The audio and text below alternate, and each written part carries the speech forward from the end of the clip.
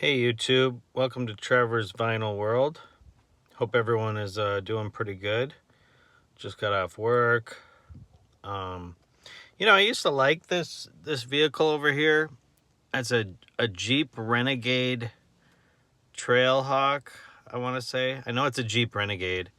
It's got tow hitches on the front. I know real Jeep people, Jeep enthusiasts would probably give you crap for that one. That's not a real Jeep, but it's made by Jeep.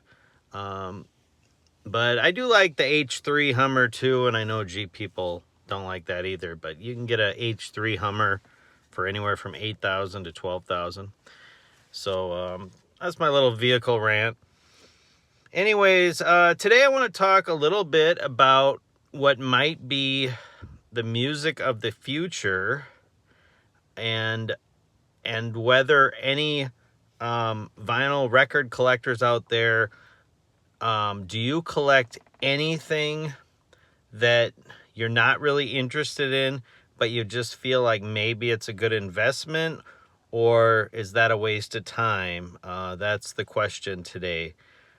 I mean, I'm one of those that if I buy something, I at some point want to open it. I want to put it on the turntable. I definitely don't have time to listen to all my records. I have lots of records, and I would say that most of them I have not had the chance to actually put it on the turntable, chill out for the night, set aside 45 minutes to an hour and listen to the dang thing. I mean, I've listened to a lot of my records, but for every record I've listened to, I probably have at least two or three, if not more, that I would love to get to. But I mean, do you really play a record every day? But anyways, what I'm thinking might be the music of the future, and bear with me now, but I think it's K-pop. Um, it is growing in popularity. It kind of reminds me of like what hip hop in the 80s was, where a lot of older people don't even know what it is. And, it's got a lot of bass, and the younger people are into it. And it's almost like a movement, and it's a genre that a certain group is into, and then all of a sudden, other people start getting into it. And I think K-pop is becoming very, very popular, and not just amongst Asian people. I think because of TikTok and different streaming avenues like that, it is growing in popularity. You got the bands like BTS, Blackpink, 17, Twice.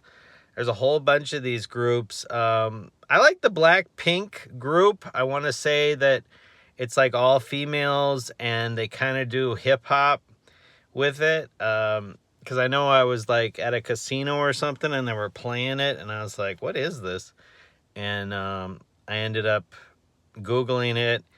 And yeah, no, I mean, it's one of those that I'm still kind of on the fence about it, but I'm wondering if I should start, every once in a while buying certain K-pop vinyl records just to go with my collection. It's kind of how I feel about Taylor Swift. Like I don't sit home and listen to Taylor Swift, but years from now, if I would have had, a pressing of Folklore or Red, or I mean, obviously it depends on how limited edition it is.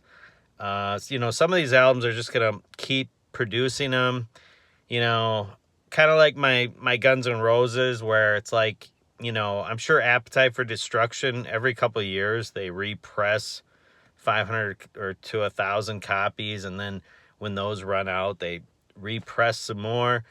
Maybe Taylor Swift's will be like that.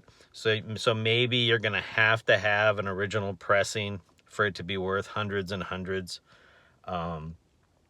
But yeah, no, I just have a feeling about this K-pop music. And and I'm not even supposed to understand it. It's not meant for me. It's meant for younger people. And just something I wanted to bring up, like to any record collectors out there.